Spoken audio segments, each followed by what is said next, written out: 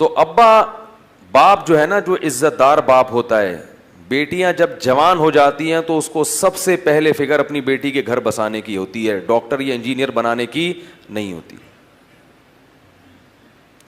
نہیں یاری میرا خیال ہے بات, سب سے پہلے اس کی فکر کیا ہے کہ بچیوں کا گھر بسے. اور میں بار بار کہتا رہتا ہوں, نکاح تعلیم میں رکاوٹ نہیں ہے.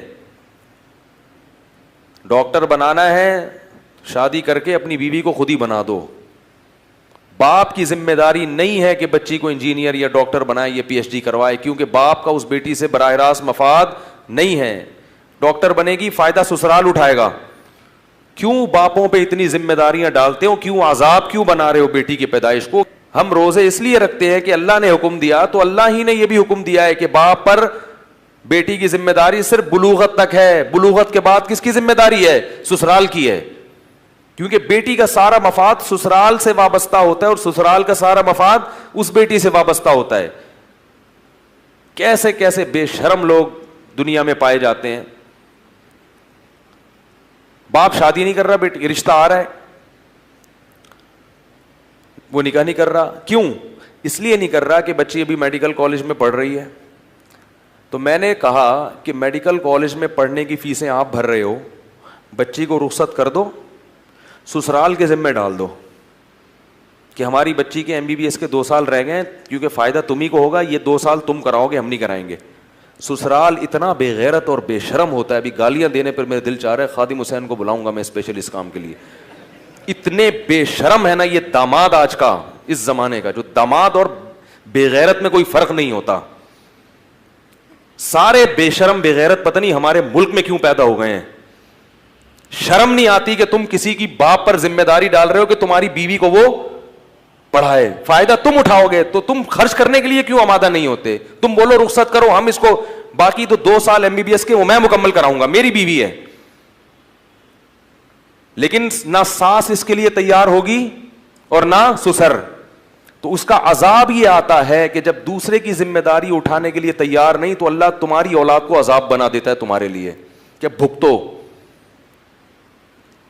خود دوسرے پہ خرچ کرنے کے لیے تیار نہیں, تو اللہ تمہارے خرچے تمہاری بیٹیوں پہ کراتا ہے پھر, اور پھر ان سے نکاح کے لیے کوئی تیار نہیں ہوتا. تو اللہ کے بندو اس کلچر کو تبدیل کرو.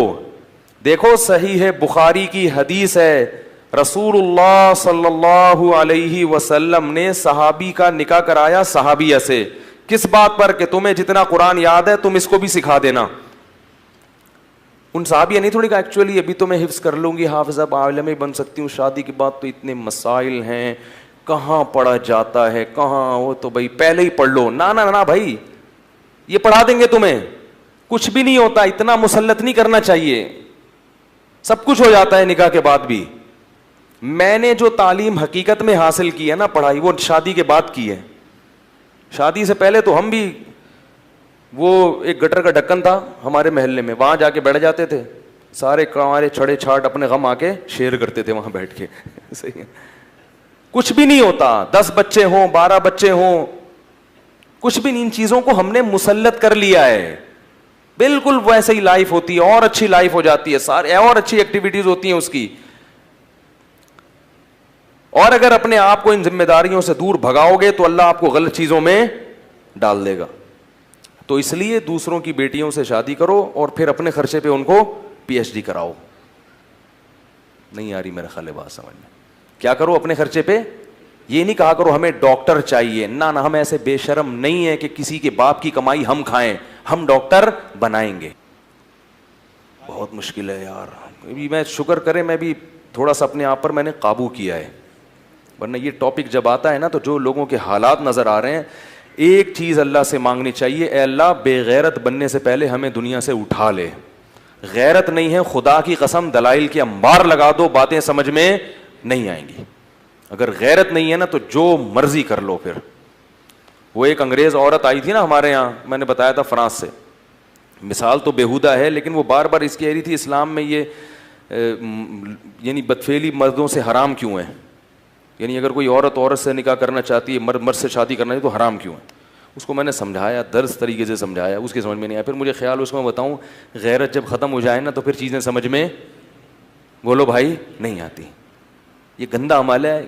آپ بھنگی کو سمجھاؤ کہ یہ گٹر ہے, بدبودار ہے, وہ کہے گا میں تو ڈبکیاں لگاتا ہوں, مجھے بڑا مزہ آتا ہے. او بھائی اس میں وہ چیز ہی حصی ختم ہو گئی ہے صفائی ستھرائی کی. اب آپ بھنگی کو بولو گوں گوبر, وہ کہے گا اتنی میٹھی میٹھی باتیں میرے سامنے نہیں کیا کرو, وہ یہی کہے گا نا. کسی عام آدمی کے سامنے کرو گے بار بار کہے کہ یار گوبر گوں کیا منہ سے, وہ اچھی چیز کا نام لو. بھنگی کے سامنے جتنا گوں گوبر کرو گے وہ خوش ہوگا, کہیں کسی کا گٹر تو نہیں بند ہے, مجھے لے جاؤ یار مجھے پیسے ملیں گے. تو حقیقت ہے کہ جب اذا فاتک الحیاء فافعل ما شئت, جب حیا ختم ہو جائے تو پھر جو چاہے کرو. تو بچی بالغ ہوتے ہی اس کی شادی ہونی چاہیے, اور آگے ساری تعلیم وہ کہاں جا کے حاصل کرے گی؟ سسرا. وہ پریگننسی یہ تعلیم میں رکاوٹ نہیں ہے. آپ یورپ امریکہ میں وہاں کی خواتین سے پوچھو, پریگننسی کے دوران یونیورسٹیوں میں جاتی ہیں, پڑھتی ہیں, سب کچھ ہوتا ہے. یہ ہم نے ہوا بنا لیا ہے. ان کے ہاں جو ہو رہا ہے وہ صحیح ہے, اور ہمیں جو ہے نا پتہ نہیں کس لائن پہ لگا دیا.